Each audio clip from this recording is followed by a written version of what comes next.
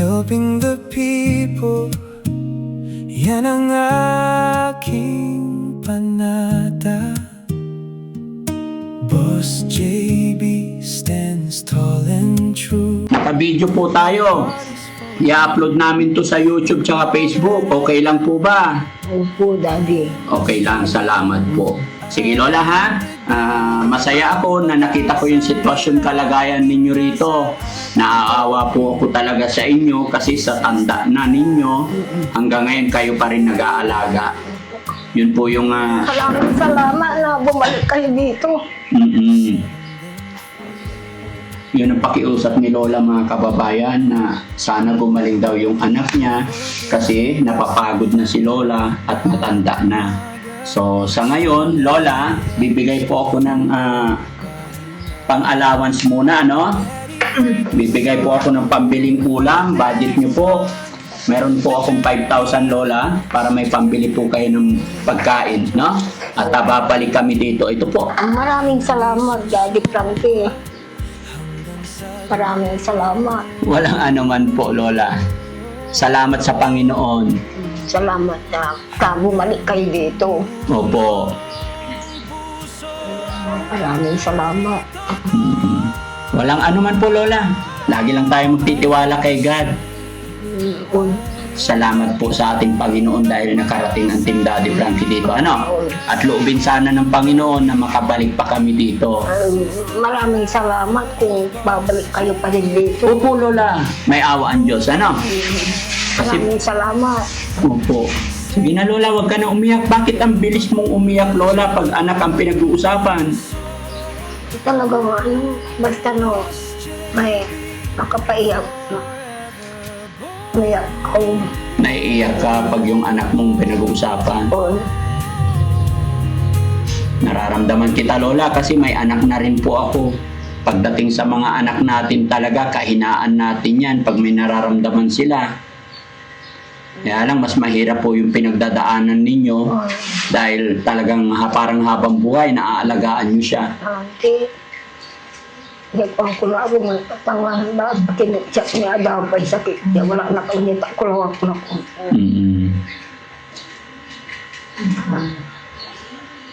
Masyado hirap ko lang. Masyado hirap. Panaasikaso. Lalo nung ulan la. Opo. Nababasa-basa kaya ulan diya ay tanggapit talong tutan. Okay.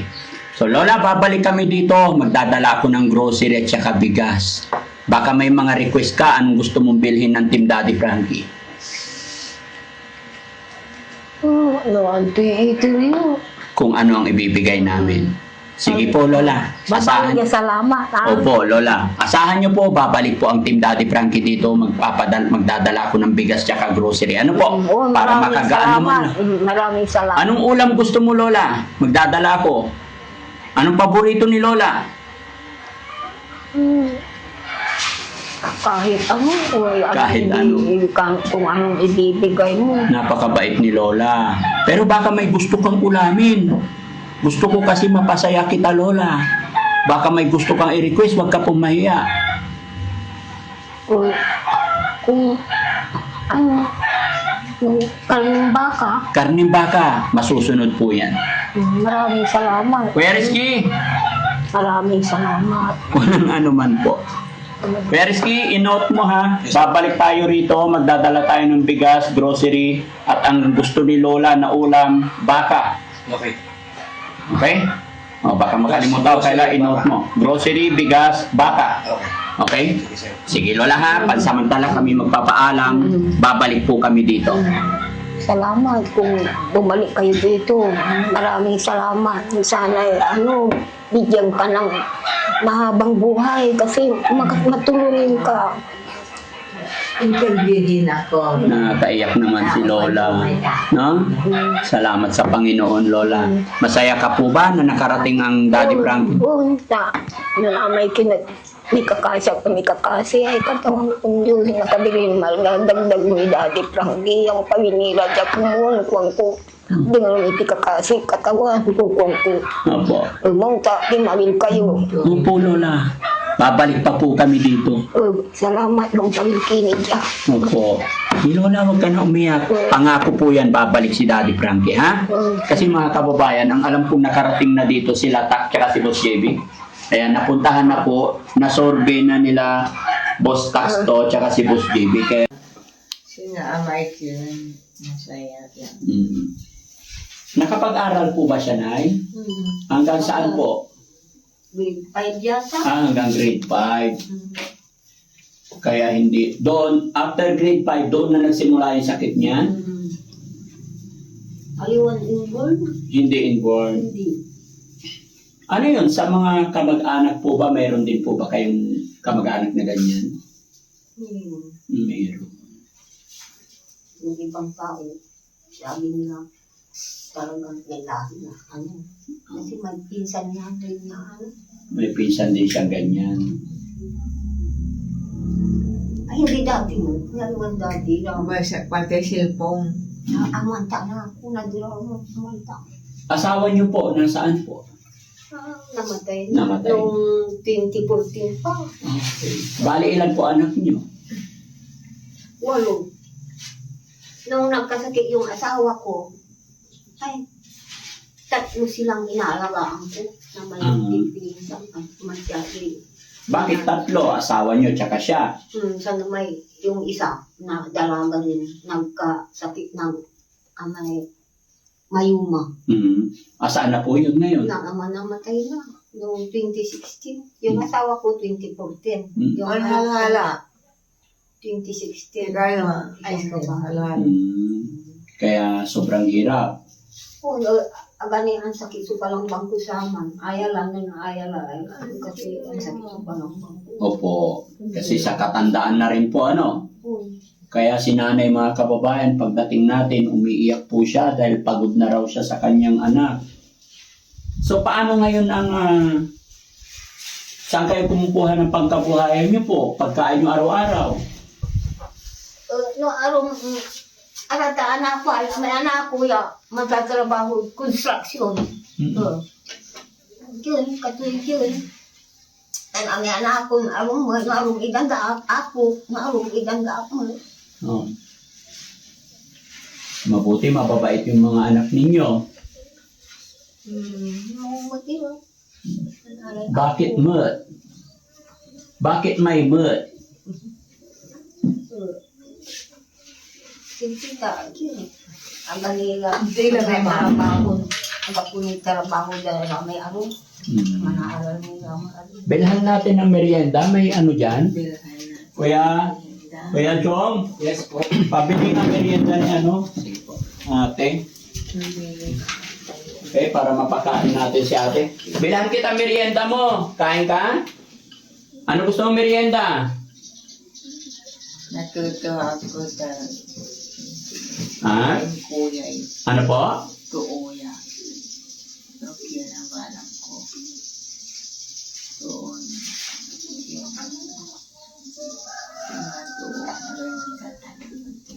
Yung Bigyan ka namin ng pang merienda mo, ha? Bibili si Kuya Jongjong ng merienda, ha? Kain ka? Ate? Pero mabuti na pagawan niyo pa siya ng bahay na ganito. Ganun sa, kaya may baka yan. Dating tirahan ng baka ito. Tanang yun, may gusto na pumunta dito bisita nila. Masarap Ayaw ang nila magmerienda. papuntahin dapat nakakahiya daw siya. Nahihiya yung mga anak mo na makita ng bisita na ganyan yung kapatid. Pati kung minsan, kung nagsasalita, may unaalim. O may ginagaya. Ang pasino ka. Nag-aalim kayo. Ko.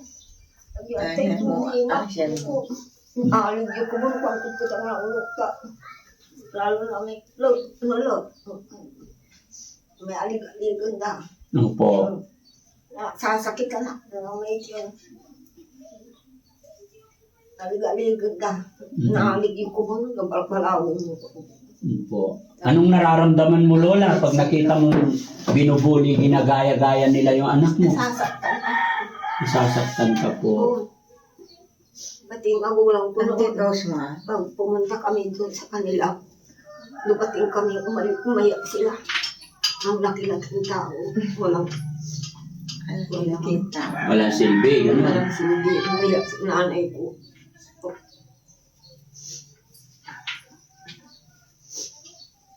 Rosma. Napakahirap naman sa bilang isang magulang nagaganunin yung anak, no? Mami po. Nasasakit anak ko, wala yung mga balaw. Oo. Alig-alig. Sikaw. Sabi ni Lola mga kapatid, bilang isang ina, kaya po nila nilipat dito sa likuran. Kasi dati doon daw siya sa harap, tapos pag nakita raw ng mga tao, Na kumakain. O, humihingi. humihingi, tapos ginagaya-gaya, Kuminsan. kaya nasasaktan ka po. Kanting. Masaya ka. Opo, masaya. Masaya ka. Ikaw, masaya ka rin? Masaya ka. Kaya nga ulit ka. Kaya lang talagang matagal. Pero malakas din po siyang kumain, Lola. Kung nagustuhan niya. Pag nagustuhan niya. Paano pag hindi niya nagustuhan? Hindi kumain. Ayaw niya kumain. Pero alagang-alaga din po, no? Sige, pasok kayo. Bigyan mo siya doon. Na-okay lang natin. Pati sa kilang. O, isa lang daw. Bigyan tinapay. Sa kuya tinapay. Isa lang, Jong. Sa kuya. Ayan. Si Lola, bigyan mo rin si Lola. Salamat.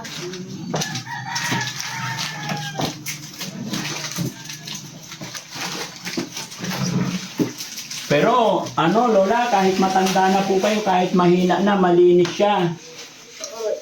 Kung minsan mo, sa ilaan ko, sinailaan ko, ang alam ko na harap yan, Oh. linisan. Pag masama na pakiramdam mo, hindi mo nalilinis minsan. Hindi ang Buksan ko. butil. Ang butil.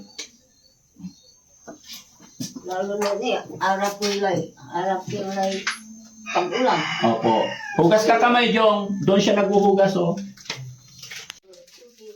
Bigyan ko ng tao, maghugas ka. Hugas din. Pero ano po yan, Lola, hindi naman siya nananakit. Hindi naman. Noon, Noon, nananakit. Ngayon, hindi na. natin hindi mo lang. Hindi naman. Oo, kasi pag sinaktan niya kayo, kawawa po kayo, baka mauntog kayo.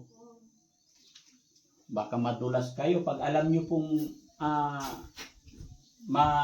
mainit siya, lumayo po kayo. Kasi Kung hindi... basta, simple ang tak ng alaway isip to. Opo. Ako, ang alula to, ako palitan tayo ako ko.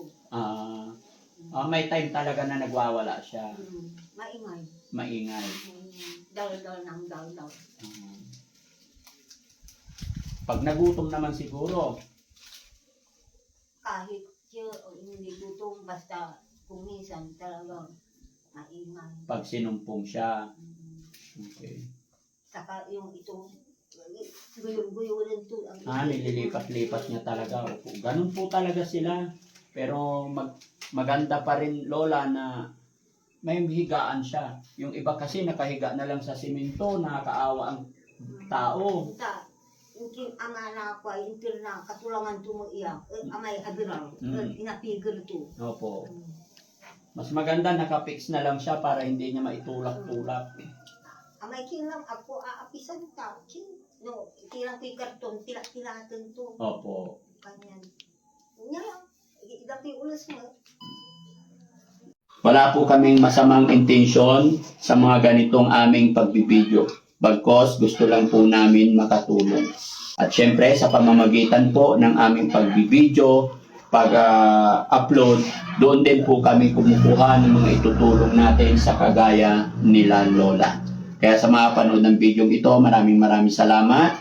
Sa mga nag-share ng mga upload videos namin, thank you so much po sa mga nag-heart at saka sa mga hindi nag-i-escape ng ads. Kaya maraming salamat po. Nakakaawa po yung sitwasyon ni Lola sa kanyang edad. Talagang napapagod na raw at masakit na raw yung kanyang likod.